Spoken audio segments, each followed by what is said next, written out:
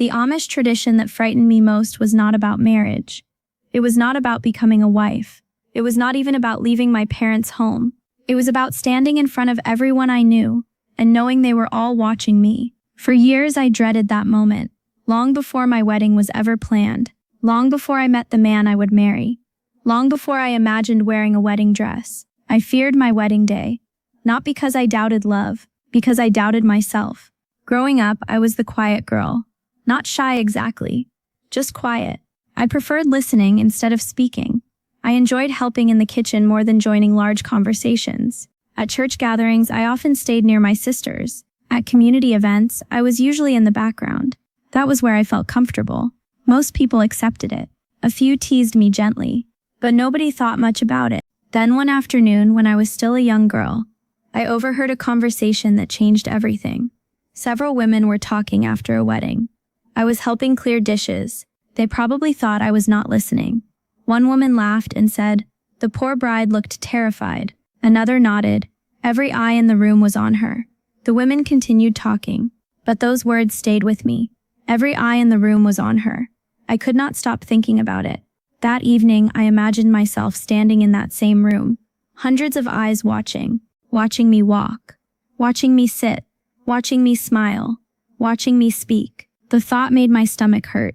From that day forward, weddings looked different to me. Whenever I attended one, I watched the bride carefully, not because I admired her dress, because I imagined being in her place. And every time I imagined it, I felt nervous. Years passed. The fear remained. I never told anyone. Not my parents, not my sisters, not my friends.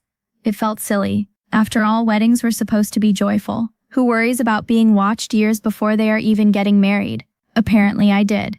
The strange thing was that my fear grew stronger as I got older. Whenever someone mentioned weddings, my mind immediately pictured a crowded room, rows of benches, family members, neighbors, friends, everyone looking in my direction.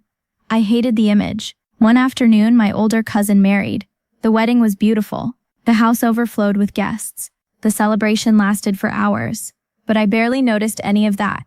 I spent most of the day watching my cousin, watching how people watched her. At one point, she dropped a spoon while serving food.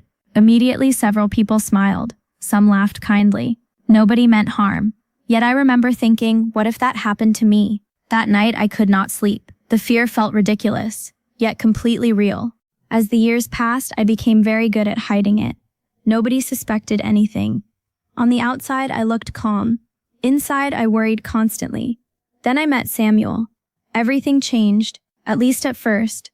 Samuel was different from anyone I had known. He was easy to talk to, easy to trust. Being around him felt comfortable, natural. For the first time, I began imagining marriage without fear, or so I thought. Then one evening, during our courtship, someone mentioned weddings. Immediately, the old feeling returned. The knot in my stomach, the nervousness, the fear. It shocked me. I had honestly believed it was gone. Instead, it had simply been waiting. That night, I realized something important. I was not afraid of marriage. I was not afraid of Samuel. I was afraid of public attention. The tradition itself, the gathering, the ceremony, the expectations, everything surrounding the wedding day. And suddenly the wedding no longer felt far away. For the first time, it felt possible, real, close. That realization terrified me. The following weeks became difficult. The closer Samuel and I grew, the more I worried, not about our future, about the wedding. I hated myself for it. How could I be excited about marriage and terrified of the ceremony at the same time? The contradiction made no sense. Yet it was true. Eventually, I reached a point where I could not carry the secret alone anymore. One evening, while walking home after a gathering, Samuel noticed something. "You seem worried." I immediately smiled. "I am fine." He laughed. That answer usually means the opposite. I tried changing the subject. It did not work. Samuel remained patient. Then he asked gently, "What are you afraid of?" The question caught me completely off guard, not because of the words, because he asked them so kindly. For a moment, I considered hiding the truth again. Then I realized I was tired of carrying it. So I finally told him. Everything. The weddings, the fear, the attention, the years of worry, the embarrassment, the panic. When I finished, I could barely look at him. I felt foolish, childish, immature. For several seconds, Samuel said nothing. Then he surprised me. He started laughing. Not mocking laughter, warm laughter. Confused, I stared at him. What is funny? His smile widened. You think people are looking at the bride? I frowned. They are. He shook his head. No. Now I was completely confused. What do you mean? His eyes sparkled with amusement. Then he said something I never expected. The truth is, most people are thinking about themselves. I blinked. What?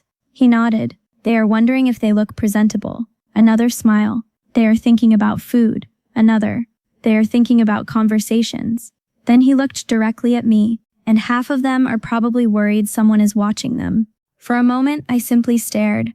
Then something unexpected happened. I laughed. A real laugh. Perhaps the first genuine laugh I had ever had about my fear. Samuel smiled, but before he could say anything else, he revealed a secret of his own. A secret so surprising that it completely changed how I viewed my wedding day. And what he confessed next would make me realize I was not the only one carrying fear into marriage. I stood there staring at Samuel. My fear suddenly felt a little smaller. Not gone, just smaller. Then he smiled and said, "You are not the only one who is nervous about weddings." I laughed. That is easy for you to say. He shook his head. No, I mean it. Something in his voice made me stop smiling. He looked serious, very serious. Then he rubbed the back of his neck, a habit he always had when he felt uncomfortable. Immediately I became curious. What are you hiding? He laughed softly, then looked away. For several seconds he said nothing. Finally he answered, I hate speaking in front of people. I blinked. What? I always have. I stared at him. That made absolutely no sense. Samuel spoke to everyone, young people, older people, neighbors, church leaders, visitors. He seemed comfortable around everyone. Apparently I was wrong. He laughed at my expression. That face tells me you do not believe me. I do not. His laugh became louder. Then he nodded. Fair enough. We continued walking slowly down the dirt road. The evening sun was beginning to disappear behind the fields. Everything felt peaceful. Then Samuel told me a story I had never heard before. Several years earlier, he had been asked to read a short passage during a community event. Nothing complicated, nothing difficult, just a few sentences. Yet when he stood in front of everyone, his mind went completely blank. Every word disappeared. Every thought vanished. He froze. For nearly half a minute, he said it felt like forever. Some people tried encouraging him. Others smiled kindly. Eventually, he finished. But the embarrassment stayed with him for years. When he completed the story, I could hardly believe it, because I had never seen that side of him. Not once. Then he said something that changed my thinking. Most people carry fears nobody sees. I thought about those words. They felt true. We spend so much time comparing ourselves to others, yet we rarely know what battles they are fighting. Maybe the confident person feels insecure. Maybe the happy person feels lonely. Maybe the brave person feels afraid. And maybe the calm person worries constantly. The realization stayed with me long after that conversation ended. A few months later, Samuel asked for my parents' blessing to marry me. My answer was yes. A very happy yes. Yet despite all my happiness, the old fear remained. The wedding date was set. The preparations began. Relatives became excited. Neighbors started discussing plans. Everyone seemed thrilled. Everyone except me. The closer the wedding came, the more nervous I became. Some nights I slept poorly. Other nights I barely slept at all. I imagined every possible disaster. What if I tripped? What if I spilled food? What if I said something foolish? What if everyone noticed? What if everyone remembered? My imagination worked overtime. One evening, my grandmother found me sitting alone. She immediately knew something was wrong. Grandmothers often know, even when nobody says anything. She sat beside me. Neither of us spoke for a while. Then she asked, "Wedding worries?" I nodded. She smiled. Apparently I was not difficult to read. "What worries you most?" I hesitated, then told her everything. Not part of it, all of it. The fear, the embarrassment, the attention, the years of anxiety. When I finished, she surprised me. She did not laugh. She did not dismiss it. She did not tell me I was being silly. Instead, she nodded thoughtfully, as though she completely understood. Then she told me something I had never heard before. When I got married, I was terrified. I stared at her. My grandmother, the woman who seemed afraid of absolutely nothing, impossible. She laughed. That is exactly how I reacted when my grandmother told me the same thing. I smiled. Then she continued. My hands shook so badly I could barely hold my plate. Now I was laughing, because it sounded so unlike her. She smiled warmly. You know what happened? What? Nothing. I frowned. What do you mean? She leaned back in her chair. Nothing happened. I thought about that. Then she continued. I was worried for months. Another pause. I imagined every possible disaster. Another. And none of them happened. The simplicity of the statement made me laugh. Yet there was wisdom in it. How much time do people spend suffering over things that never happen? Probably too much. I certainly did. Then my grandmother shared something even more important. The tradition is not really about the bride. That caught my attention immediately. What do you mean? She smiled. The wedding is not a performance. I listened carefully. It is a community promise. The words settled deep inside me. A community promise. Not a performance. Not a competition. Not a test. A promise. People were not gathering to judge me. They were gathering to support a new marriage. Suddenly the entire tradition looked different. The benches, the guests, the church service, the meals, the celebration, everything. I had spent years seeing it through the eyes of fear. Maybe it was time to see it differently. Still, despite all the wisdom and encouragement, I remained nervous. Very nervous. Because understanding fear and defeating fear are two different things. The wedding day continued moving closer. And then, only 3 days before the ceremony, something unexpected happened. Something that made all my wedding worries seem small. Very small. Because Samuel received news that threatened to change everything. And for the first time, I found myself worrying less about the wedding, and more about whether the wedding would happen at all. 3 days before our wedding, everything changed. Not because of me, not because of Samuel, because of his father. The news arrived early in the morning. A neighbor rode to our farm with an urgent message. Samuel's father had been injured while working. Thankfully, he was alive. But the injury was serious enough that he could not work. The moment I heard the news, my wedding fears disappeared. Completely. For years, I had worried about standing in front of people. Now I was worrying about something real. Something important. The next 2 days were filled with uncertainty. Family members gathered. Neighbors helped. Plans changed. Conversations became serious. Nobody knew exactly what would happen. At one point, there was even discussion about postponing the wedding. When I heard that, my heart sank. Not because I cared about the ceremony, because I cared about Samuel. And I knew how much pressure he was carrying. His father needed help. His family needed support. And suddenly a wedding felt much less important than those things. The evening before the wedding, Samuel and I spoke privately. He looked exhausted, worried, overwhelmed, more overwhelmed than I had ever seen him. For a while, neither of us spoke. Then he sighed. I am sorry. Immediately, I shook my head. For what? He looked toward the ground. This is not how I wanted the week before our wedding to be. My heart hurt for him, because I knew he felt responsible for everything, even things he could not control. I stepped closer. Listen to me. He looked up. If the wedding happens, I will be happy. He listened. If the wedding must wait, I will still be happy. Confusion crossed his face. I smiled. Because I am marrying you. His eyes softened. The day matters. I nodded.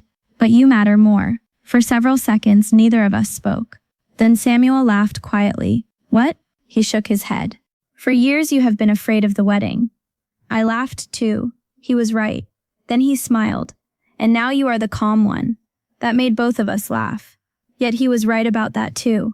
Because suddenly I understood something. The wedding itself was never the important part. Marriage was. Love was. Commitment was. Family was. Everything else was simply details.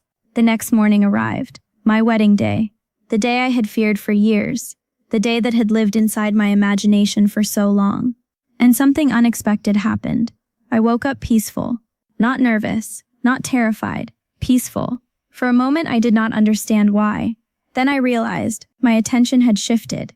I was no longer focused on myself. I was focused on something bigger. The people I loved. The promises being made. The life we were beginning together. Fear often grows when we stare at ourselves too much. That morning I stopped staring at myself. and the fear lost much of its power. The ceremony began. Guests arrived, benches filled, families gathered, exactly as I had imagined hundreds of times. Yet somehow it felt different, warmer, kinder, less threatening. I walked into the room, and yes, people looked at me. Of course they did. I was the bride. But something surprised me. The expressions on their faces were not judgment. They were joy, support, kindness, love. Nobody was waiting for me to fail. Nobody hoped I would make a mistake. Nobody wanted embarrassment. They wanted happiness. For me, for Samuel, for our families, for our future. The realization felt almost unbelievable. For years, fear had convinced me that attention meant judgment. But attention can also mean love. The ceremony continued. The meal followed. The celebration filled the day. And do you know something funny? A small mistake actually happened. The exact thing I had feared. While helping serve food, I dropped a spoon. The spoon bounced loudly across the floor. Several people turned. For 1 second, my heart stopped. Then everyone laughed kindly, including me. That was it. No disaster. No humiliation. No lifelong embarrassment. Just a spoon. A simple spoon. I almost laughed thinking about all the years I had worried. Later that evening, after most guests had left, I found myself standing outside beside Samuel. The sun was setting, the day was ending, and I was finally married. For several moments we simply stood together. Then he smiled. Well? I laughed. Well, what? Was it as terrible as you expected? I laughed harder. No. His grin widened. I told you. You did. For a moment we watched the sunset. Then I said something that surprised even me. I think I understand the tradition now. He looked curious. What tradition? The wedding tradition. I smiled. For years I thought it was about being watched. He listened carefully. But it is really about being supported. The words felt right, completely right. That was the lesson fear had hidden from me all those years. The community was not gathering to judge a young bride. They were gathering to encourage a new marriage. They were witnesses, supporters, friends, family. And suddenly every wedding I had ever attended looked different in my memory. Not as a room full of critics, as a room full of people hoping for the best. If you have ever worried about something for years and later discovered it was not nearly as frightening as you imagined, let me know in the comments. Looking back now, I smile whenever I remember those years of fear. Not because the fear was foolish. It felt very real at the time. But because life taught me something important. Many of the things we fear most are not what they appear to be. Sometimes the thing we fear is actually carrying a gift. And the Amish tradition that once made me fear my wedding day became one of the most beautiful memories of my life. Because on that day, I finally learned the difference between being watched and being loved.